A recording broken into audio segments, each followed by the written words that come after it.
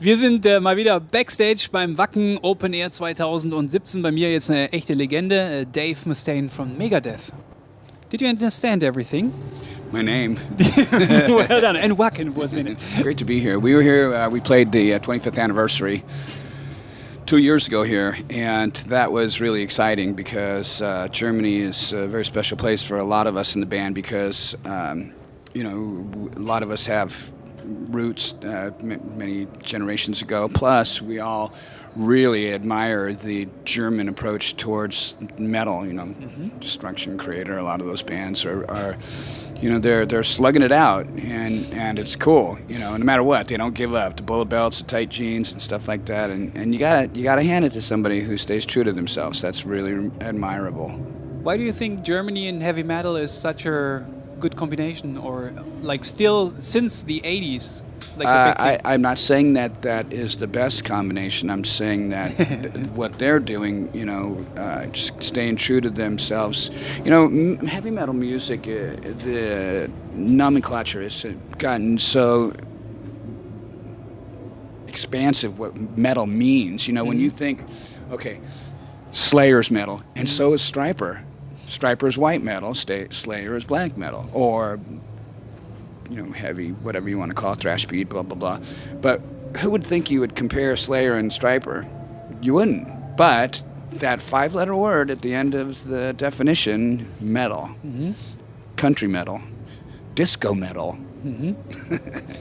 Disco. That's new. We should start that. You got the boots for it. I do. Yes, you do. What do you think? Like, you've been around for so many years, the festival as well, but you only played here twice. How could that happen?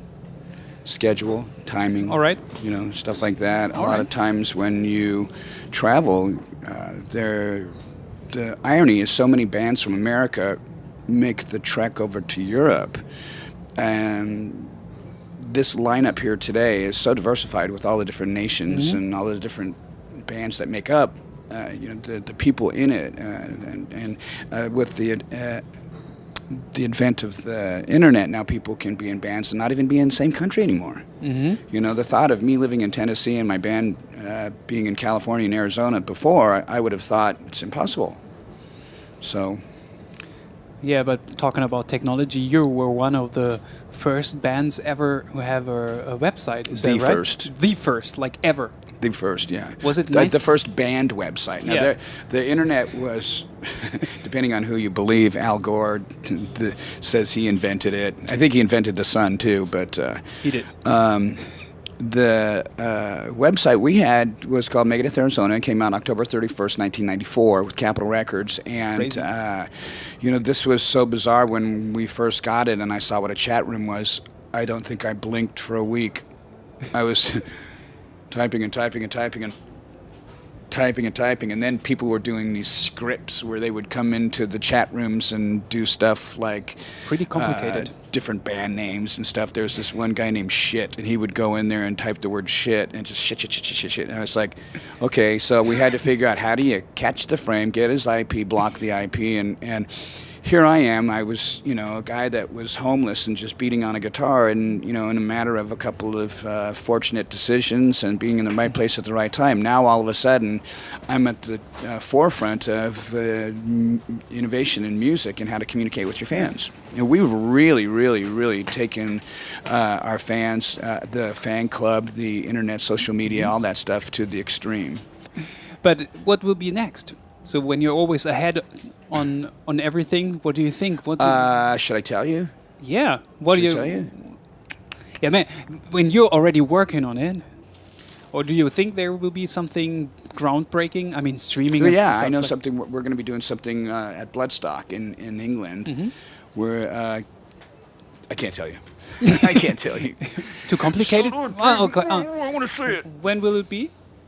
In? Bloodstock is in a couple days, and we're doing a particularly cool thing. We've done it before, but it wasn't exactly like this. There was a huge element that was missing from the performance. So. All right. I read something about Malaysia a couple of weeks ago. What was going on? You had to change your the songs because absolutely not. That was bullshit. What happened was, well, I don't know what you're talking about. I don't know if you're talking about the stupid American woman who shot her mouth off saying that I changed my set list and I didn't, or if you're talking about the guy that was in the newspaper down there. So there was two things. There was one, some advocate for something, and I just blew her out of the water and told her, she should get her facts straight before she opens her mouth. All right. Because all she had to do is look at our set list for that night. No, we didn't change anything. What happened was the guy is living in Malaysia, which is a predominantly Muslim country, and they have rules that they go by for their legislation with the government, and also for their faith with their religion and the tenets that they believe.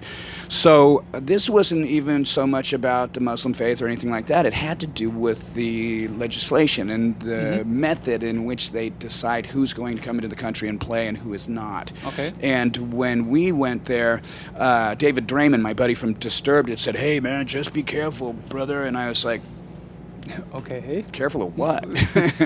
So he goes, "Yeah, man, that guy is going to be protesting at your show." And I was like, who cares, man? People have protested our show since the very beginning with the giant signs that say, "You're going to burn in hell."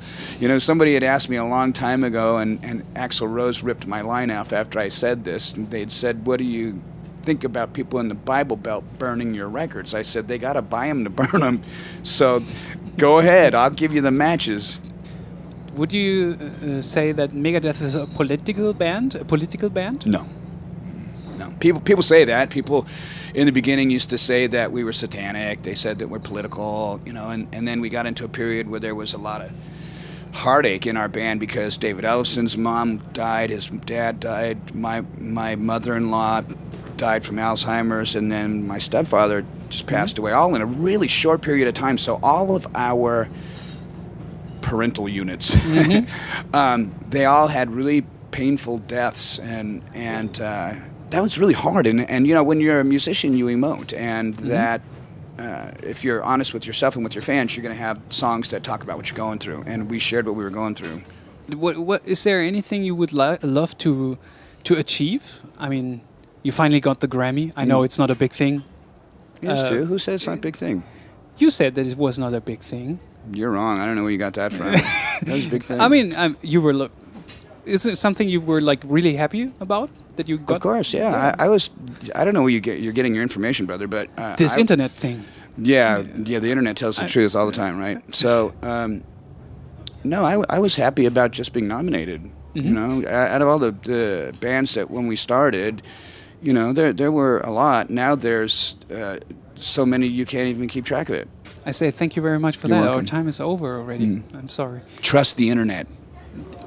You invented it, or Al Gore. I don't know. No, I started it. He invented it. Thank you so much.